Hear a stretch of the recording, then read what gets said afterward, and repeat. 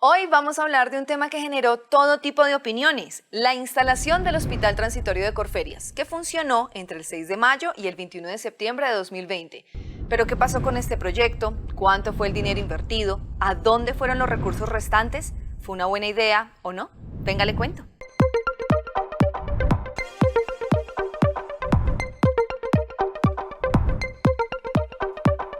La estrategia, inicialmente propuesta por la alcaldesa Claudia López y luego apoyada por el gobierno nacional, se inspiró en la titánica construcción del hospital de Wuhan, elaborado en un récord de 10 días. ¿Pero cómo podría hacerse una versión a la colombiana?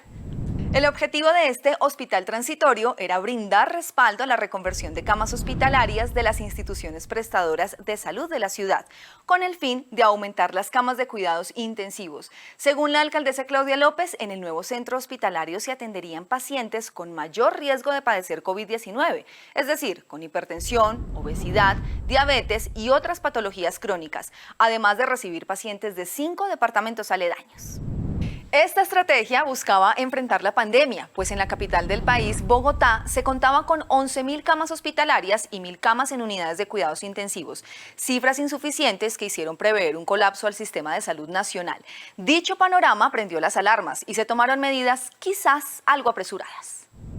Ahora los voy a dejar con el anuncio que hizo la alcaldesa Claudia López sobre cómo se realizaría la instalación. El próximo 5 de abril, que es de este domingo en 8, el 5 de abril están en este pabellón instaladas 900 camas y en el pabellón del frente instaladas otras 300, serán 1.200 en total.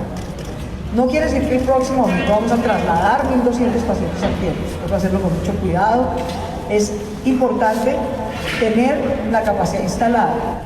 Pero ¿quiénes hicieron parte de esta importante decisión? El Gobierno Nacional, la Alcaldía de Bogotá, la Gobernación de Cundinamarca, la Cámara de Comercio de Bogotá y Corferias, donde se acordó un valor de 200.000 millones de pesos destinados para la habilitación del hospital. Así que el 15 de abril quedó listo el que sería el hospital más grande de la ciudad. A pesar de que inicialmente sería instalado para atender pacientes con enfermedades distintas al coronavirus, la decisión fue cambiada debido a su baja ocupación y eventualmente se abrió un espacio para personas contagiadas.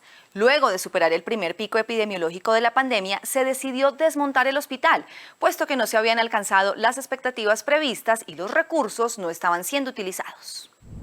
Por otra parte, uno de los más grandes detractores, el concejal Carlos Fernando Galán, anunció que la propuesta de la alcaldía sobre las 2.000 camas era insuficiente, debido a que 1.870 UCI disponibles llegaron al 93% de la ocupación.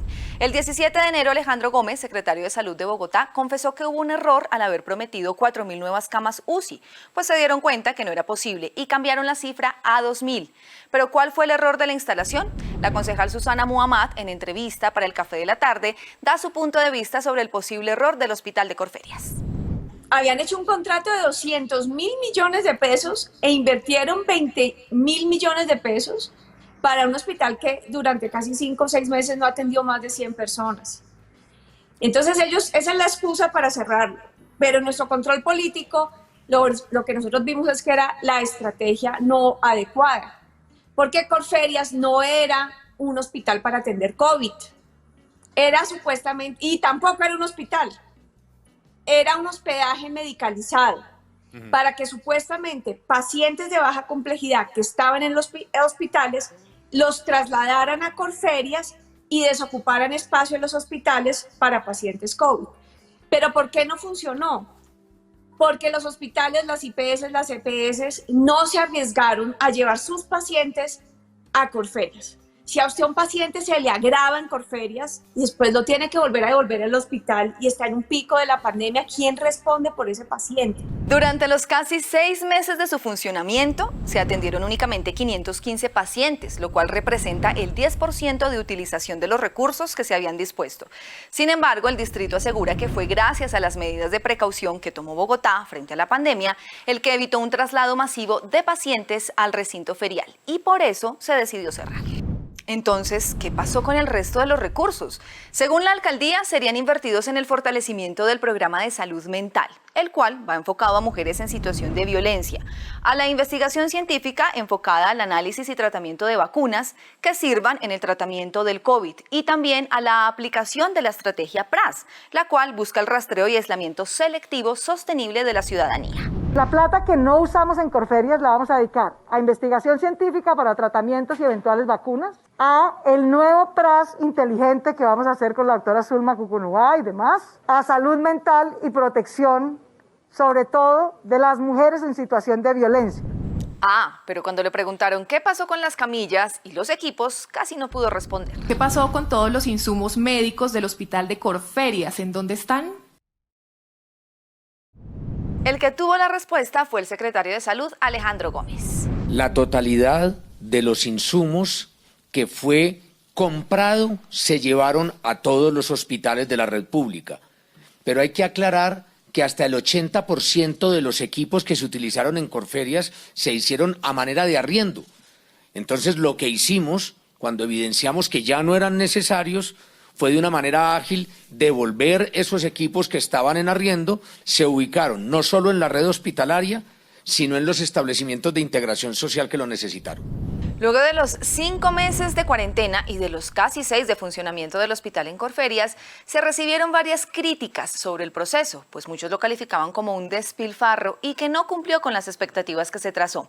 Además, la Personería de Bogotá abrió una investigación por sobrecostos en la adquisición de algunos equipos utilizados en este hospital. En el informe presentado por la Personería se evidencia una posible vulneración al principio de planeación en la contratación estatal, el cual incluye montaje, adecuación, instalación y disposición de la infraestructura física, además de la contratación del recurso humano, técnico y profesional, sin saber realmente si se requería, aún sabiendo que dichos contratos se podrían realizar a medida que las necesidades reales lo exigieran.